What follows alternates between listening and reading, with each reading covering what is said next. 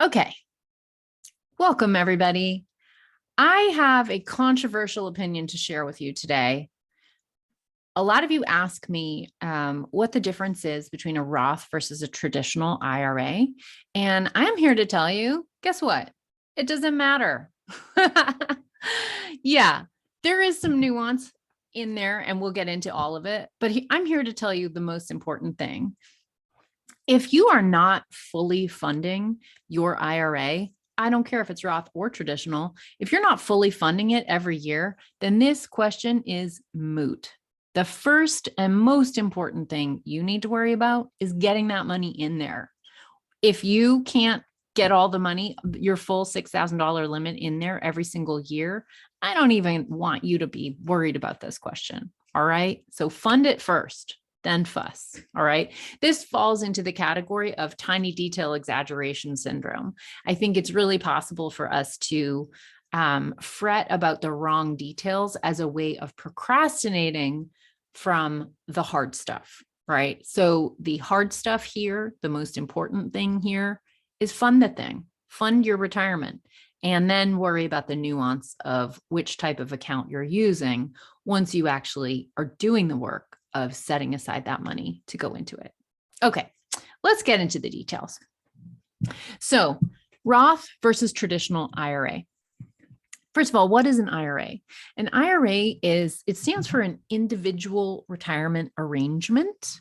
The individual here means that it happens outside of your workplace. That's kind of important. So you don't have a workplace-based IRA.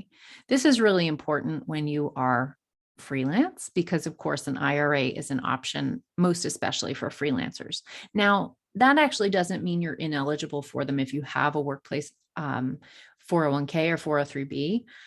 You actually can fund both a 401k and an IRA, but the IRA is kind of like icing on the cake if you have a workplace plan that you're covered by. What's really important to know is workplace plan should always be your priority. If you happen to be lucky enough to work at a place with a retirement plan like a 401k or 403b, you need to fund that one first. There's some really good reasons why, and that is one, the deadline is different and earlier. So your deadline for your workplace plan is December 31st. So your money needs to be in there by December 31st. Unlike an IRA that has a tax deadline, a tax date deadline, right? So April 15th is your IRA deadline. And the cool thing about an IRA is that you can put money into your IRA up to the tax deadline. So April 15th usually. And it can count towards the prior year, right? So it counts for the year whose taxes you're doing at that moment. Now, a lot of people will make this mistake. They get that date in their head, April 15th, and they think, oh, great, I'll put in my money to the 401k. And once it's April, you've missed your deadline, right? You can put money for the next year, sure.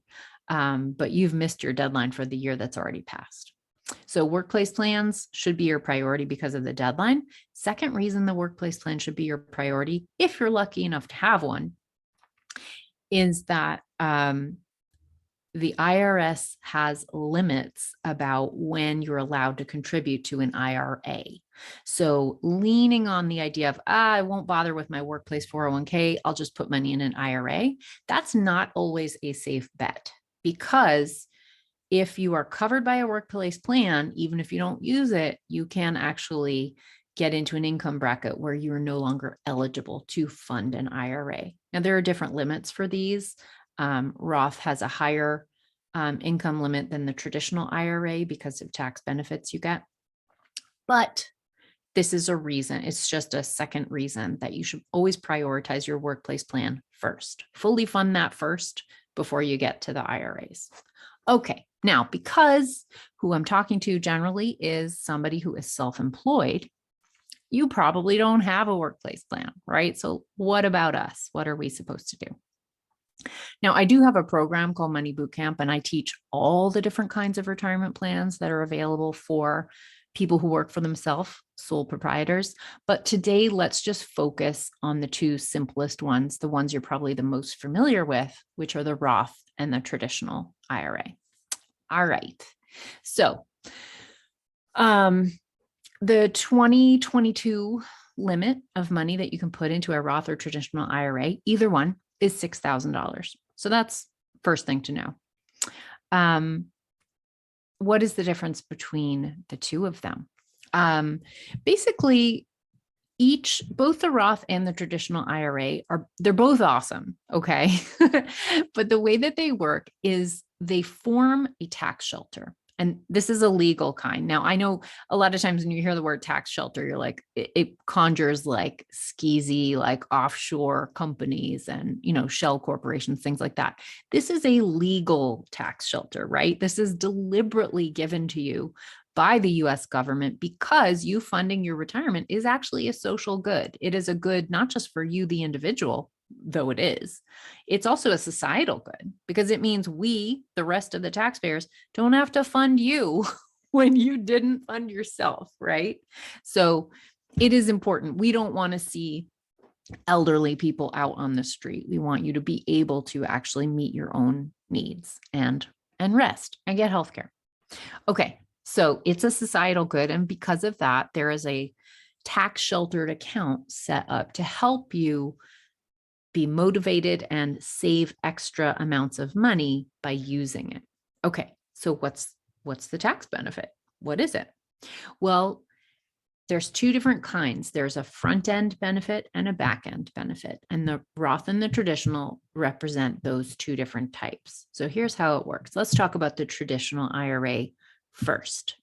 The traditional IRA, or actually, let me just back it up for just a second. Let's talk about what a non-tax sheltered investment account would look like.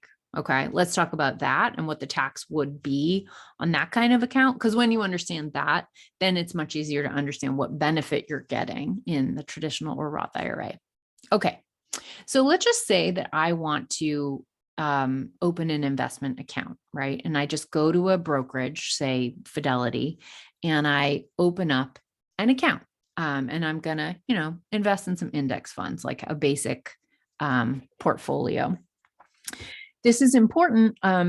Investing is actually necessary to grow your money in the way that you want to in order to be able to retire, in order to be able to put away less than a massive quantity of money. So I know that investing can be intimidating for some of us, especially if you're coming to this without a financial education, which, oh my God, I did. I did not have any financial education when I was starting out as an artist. And I've, of course, gotten one over time. And of course, now I run a company doing this. But so I know that investing is a little scary and intimidating, but it is a necessary part of saving for retirement because you do actually have to invest the money that you put into these accounts. That's really important. Every once in a while, I see a person in my tax practice who is putting money into these accounts and then not investing it. And that money isn't really growing. It's just sitting there. And of course, in the days of inflation, it's losing money. So it's actually shrinking. So investing, important. My program, Money Bootcamp, I do teach a whole really gorgeous module on investing, a really, really simple, straightforward, how to get started plan. So I just want you to be aware that the support is there if you want it. Okay, so a brokerage account, here's how it works. If I'm just going to open a regular non-tax sheltered brokerage investment account, I will call up Fidelity, I will open the account, and I'm going to take money that I have earned for the year, right? And that income that I earn is taxed every year, right? We have an income tax system in our country. So that money is already taxed, or it's subject to tax. I'm going to pay income tax on the money that I put into my brokerage account. That's the normal way these things work. So I put money in that has been taxed, that is subject to income tax. And then it's in the investment account, it grows in there. And then when I decide I'm ready to take the money out of the account, hopefully many, many years down the line, but could be whenever, I'm going to pay tax on that money when I take it out as well. I will pay on the gains that money has made. Okay.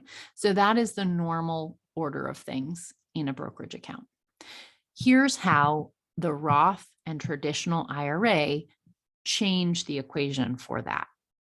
Let's say I want to do a traditional IRA. I'm going to put in my annual maximum, which for 2022 is $6,000. So let's say I put $6,000 into a traditional IRA.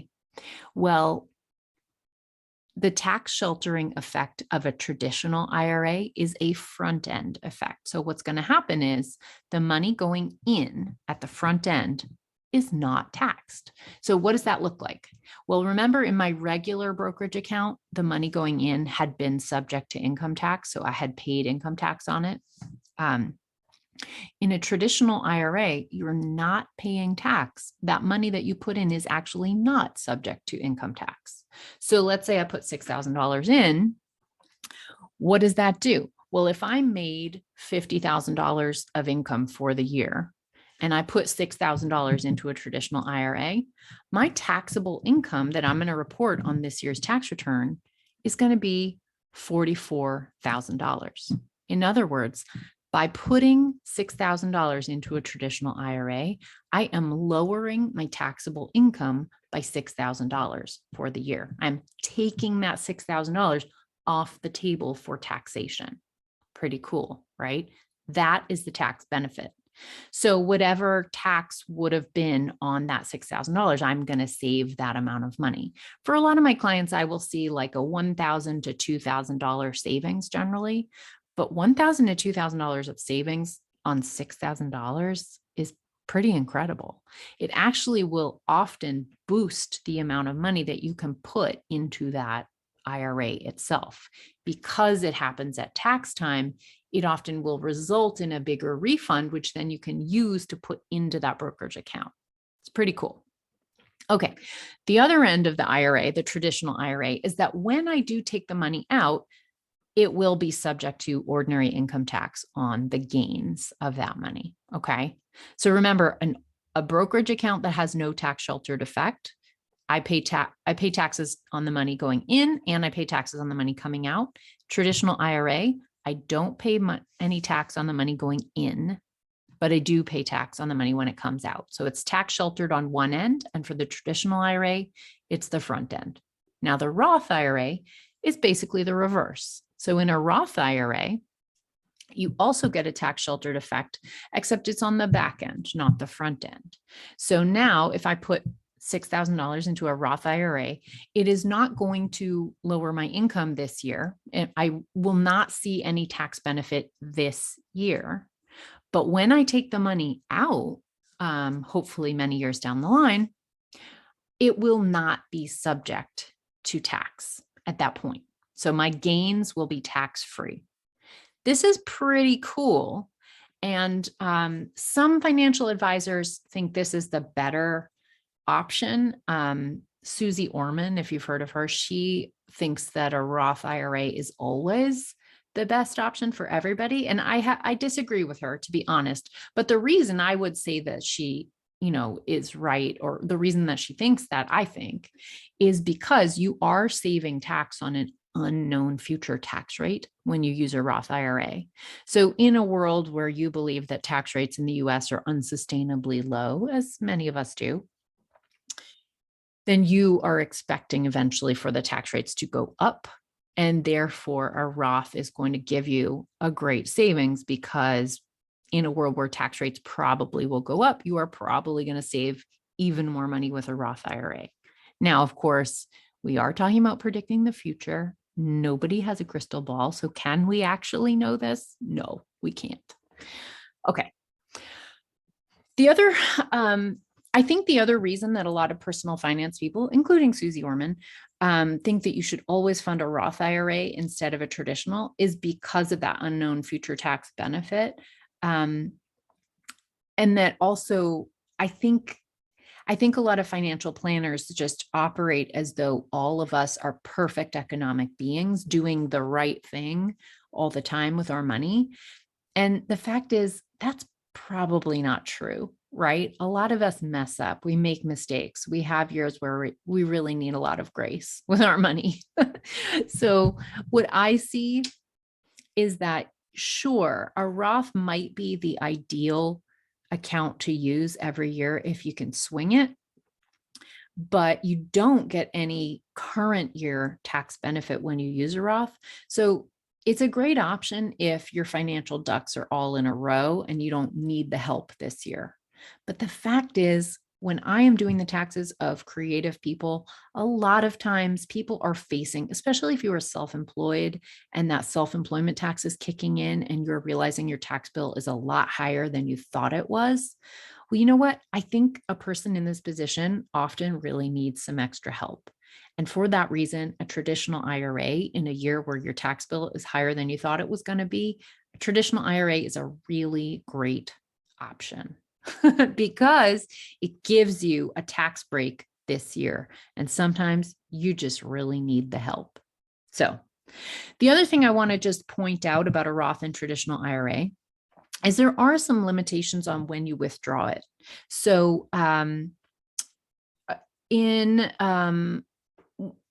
when you take, hang on just a second. So a normal distribution from a Roth or traditional IRA account are any distributions that are made after you are age 59 and a half.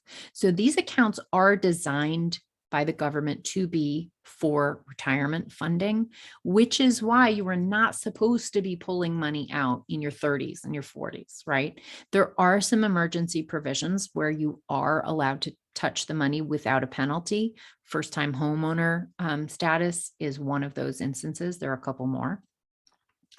But basically, you're supposed to wait until you're 59 and a half to touch the money on purpose because it's meant to be for your retirement. The government does not just give you a tax shelter because it feels like it. It's giving it to you for a purpose. That purpose is retirement. Okay. Now, when you are 72, you have to have withdrawals.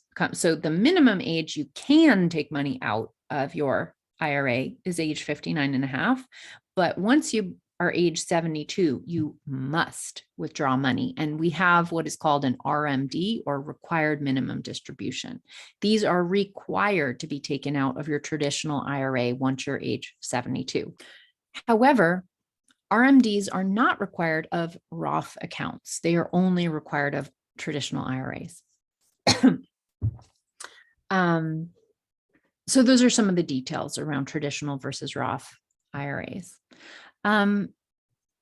So the thing is, that's pretty interesting.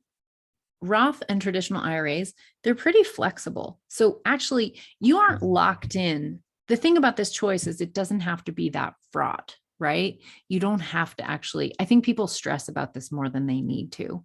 The fact is, just pick one and fund it, right? I'm so much more interested in the question of, are you putting in the maximum than I am in the question of which is the better one to pick. Honestly, they're both good. They both have a benefit, right? So you can really think it through and maximize the particular benefit that you get, and that's great, but don't stress about it. Max it out. That's the key.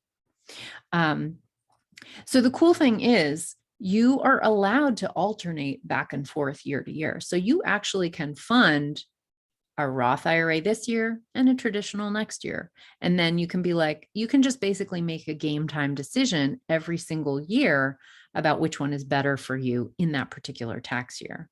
So if you have a higher than expected income, maybe you got a grant this year, maybe you booked a really big client and they paid you in advance, whatever it is, if you had higher than expected income and you're kind of struggling on the tax bill, a traditional IRA is a great choice for that scenario because a traditional IRA is going to lower your tax bill. Yes, you need to have the cash on hand to put into the IRA. So that is the limiting factor. If you don't have cash flow, you're going to not be able to make this work. But if you have that cash somewhere, you can put it in, it will lower your tax bill, and that can be very helpful. If this is a lower income year, but you have the cash to be able to fund a Roth IRA, then it's a great year for a Roth, because when you are in a lower tax bracket, you are going to pay your tax on money that's going into a Roth, but it's a pretty low tax rate, right? So a low tax rate year is a great year to fund a Roth IRA because that is the only tax you're ever going to pay on a Roth IRA. Remember, when you take it out, it's not taxed. So it's really wonderful when you have a low income year, but you do have some cash flow. It's really nice to fund a Roth IRA. Okay. That flexibility is really helpful for freelancers. We often have really lumpy income. You get a lot of income one year, you have a low income year the next year. So it can be really nice tool for cash flow management to actually have both Roth and IRA accounts and traditional IRA accounts and toggle back and forth according to your needs. And of course, as you gain practice and confidence over time, you start developing a bit of a rhythm and a habit of fully funding your IRA every year. That's the magic. That's where you start really ensuring your long-term financial health. And, as a last word, I just want to remind you that when you invest your money, which is inside these accounts, I'm personally a fan of low cost income funds. This is not financial advice. Oh my goodness. But, just do some basic, simple, low key investing. The cool thing is that your money is growing. It's working for you inside those accounts. And I think that's a principle that's really important to understand. You want to have your money working and not just your body working. That is the power of investing and good financial management. It is so that you get to take advantage of some of those things that capitalism has to offer, which is your capital working instead of your physical body. Okay.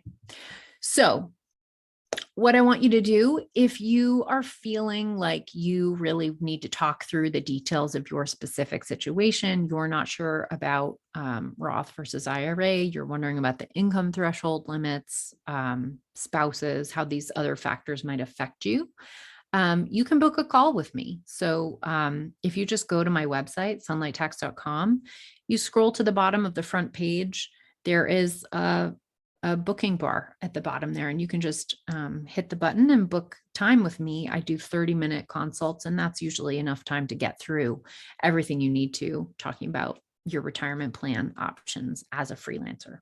So feel free to book that. And just to let you know, in my program, Money Bootcamp, I teach all about different retirement accounts, including ones beyond just the traditional and Roth IRA. And I also teach a module that I'm very proud of about how to get started investing, even if you have no financial education. So if you book a consulting call with me, and then you decide within the month to join my program, Money Bootcamp, there is a coupon that I give you to basically make that consulting call free, to basically reimburse you for the cost of the call. So if you do decide to join bootcamp after you do a call with me, then you've gotten that call for free. So, all right, I hope that this has been really helpful information for you. I want to remind you, don't sweat the small stuff. The big deal here is not whether you pick a Roth or a traditional IRA. The bigger deal is funding it. So just make sure you get into the habit of setting aside the full $6,000 per year if you can swing it. And if you can't swing it yet, get as close as you can to that and keep revisiting that goal so that as you gain more income in your life, you can maximize that contribution every year. All right. I hope this has been helpful for you all. Thanks so much for joining me. Bye-bye.